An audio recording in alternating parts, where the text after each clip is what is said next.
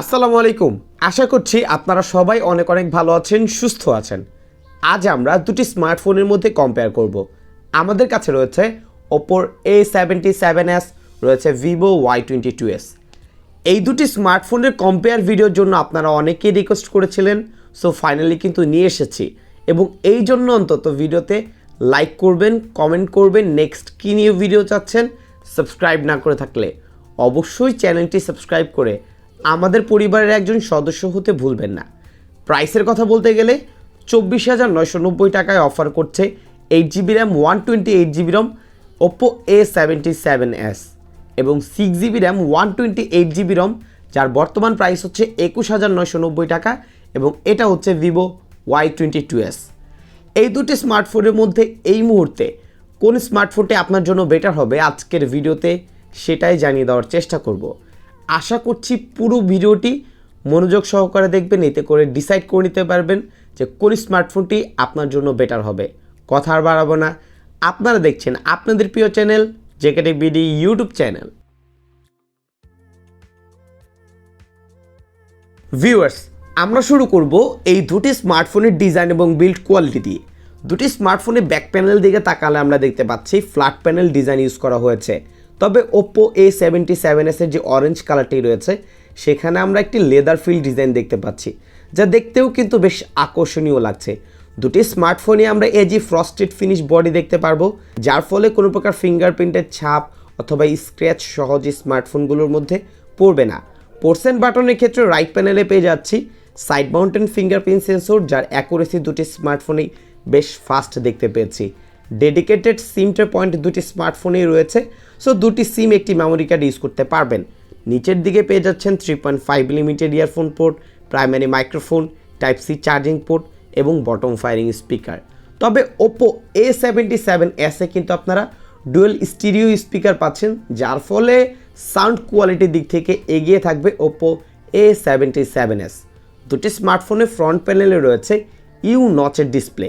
So ডিজাইনের ক্ষেত্রে এই দুটি স্মার্টফোনের মধ্যে আপনার কাছে কোন স্মার্টফোনটি দেখতে বেশি ভালো লাগছে কমেন্ট করে আমাদেরকে জানাতে পারেন।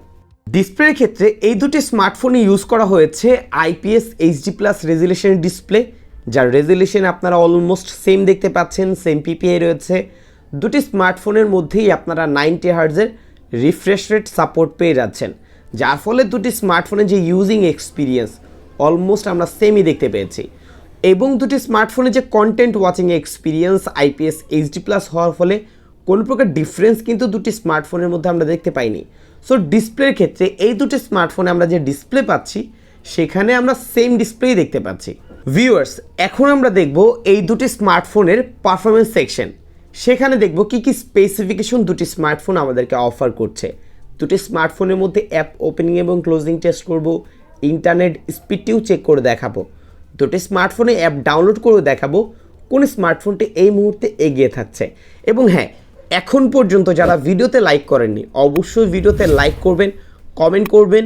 সাবস্ক্রাইব না করে থাকলে অবশ্যই চ্যানেলটি সাবস্ক্রাইব করে আমাদের পরিবারের একজন সদস্য হতে ভুলবেন না।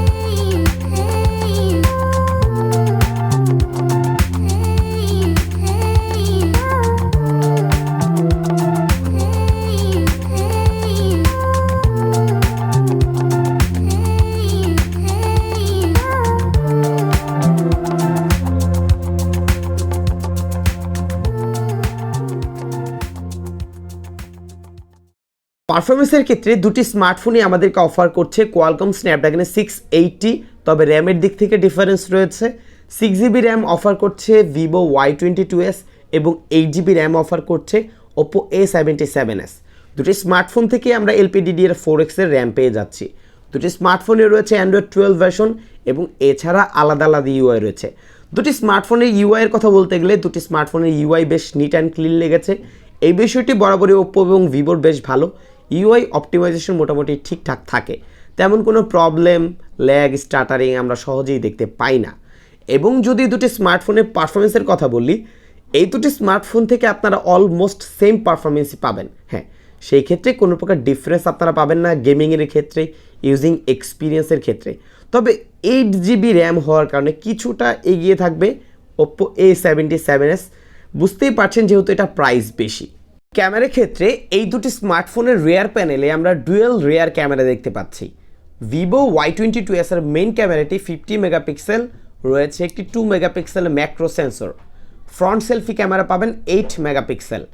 অপরদিকে A77s এর মেইন ক্যামেরা 50 মেগাপিক্সেল, রয়েছে 2 মেগাপিক্সেল একটি depth sensor. Front selfie camera পাচ্ছেন 8 মেগাপিক্সেল। দুটি স্মার্টফোনের যে রেয়ার ক্যামেরার রেজাল্ট, সেখানে দুটি স্মার্টফোনের রেজাল্ট অলমোস্ট আমি সেমই দেখতে পেয়েছি। তবে ফ্রন্ট ক্যামেরা দুটি স্মার্টফোনে 8 মেগাপিক্সেল হলেও অনেকটা ন্যাচারাল কালার প্রোভাইড করছিল Vivo Y22s। এবং অপরদিকে Oppo A77s এর ডিটেল কোয়ালিটি বেশ ভালো ছিল, তবে এটার মধ্যে কিছুটা হোয়াইট স্টোন দিয়ে দিচ্ছিল, যা অনেকটা বিউটির মতো দেখতে। যাই হোক, ছবিগুলো অবশ্যই দেখবেন, কমেন্ট করে আমাদেরকে জানাবেন আপনাদের কাছে কোন স্মার্টফোনটির ক্যামেরার রেজাল্ট বেশি ভালো লাগছে।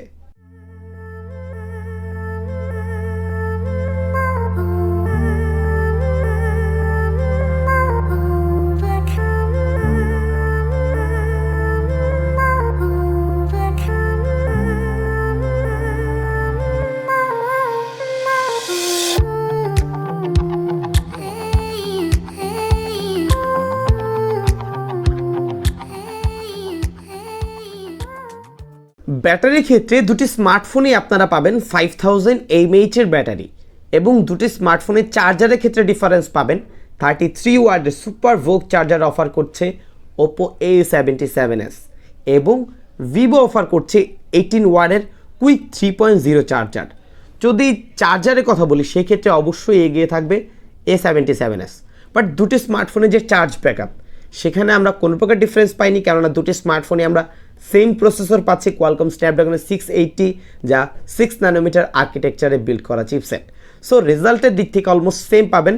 যারা নর্মাল ইউজার আছেন অনায়াসে 1.5 দিন ব্যাকআপ পাবেন যদি আপনি 60 হার্জ ইউজ করেন। বাট যদি 90 হার্জ ইউজ করেন, সেই ক্ষেত্রে চার্জ অলমোস্ট একদিন দিতে পারবে। যদি আমরা এই দুটি স্মার্টফোনকে প্রাইস হিসেবে বিবেচনা করি, দুটি স্মার্টফোনের প্রাইস আমার কাছে ওভার প্রাইস বলেই মনে হচ্ছে। আপনার কাছে কি মনে হচ্ছে?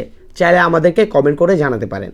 বাট যদি আমি স্পেসিফিকেশনের দিকে এগিয়ে রাখতে চাই, Oppo A77s দুটি জায়গায় এগিয়ে থাকবে। বিশেষ করে এটার হচ্ছে র্যাম, যেটা 8GB। স্মার্টফোনটিতে আপনারা ডুয়েল স্টিরিও স্পিকার পাচ্ছেন, এবং আরও একটি বিষয়, সেটা হচ্ছে 33 ওয়াটের চার্জার। শুধুমাত্র এই তিনটি বিষয়ে এগিয়ে রেখেই তারা প্রাইস করে দিয়েছে 3000 টাকা বেশি। আসলে একটু বেশি ওভার প্রাইস বলে মনে হচ্ছে Oppo A77s।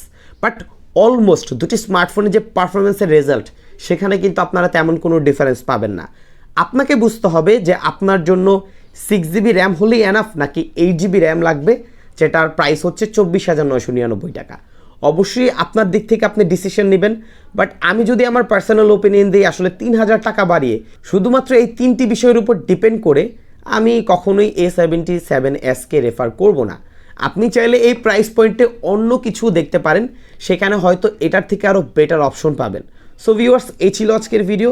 যদি ভিডিওটির মাধ্যমে আপনি উপকৃত হয়ে থাকেন, ভিডিওতে লাইক করবেন, কমেন্টস করবেন, শেয়ার করতে ভুলবেন না। বিদায় নিচ্ছি আমি জাকারিয়া হাসান পার্থ। আসসালামু আলাইকুম।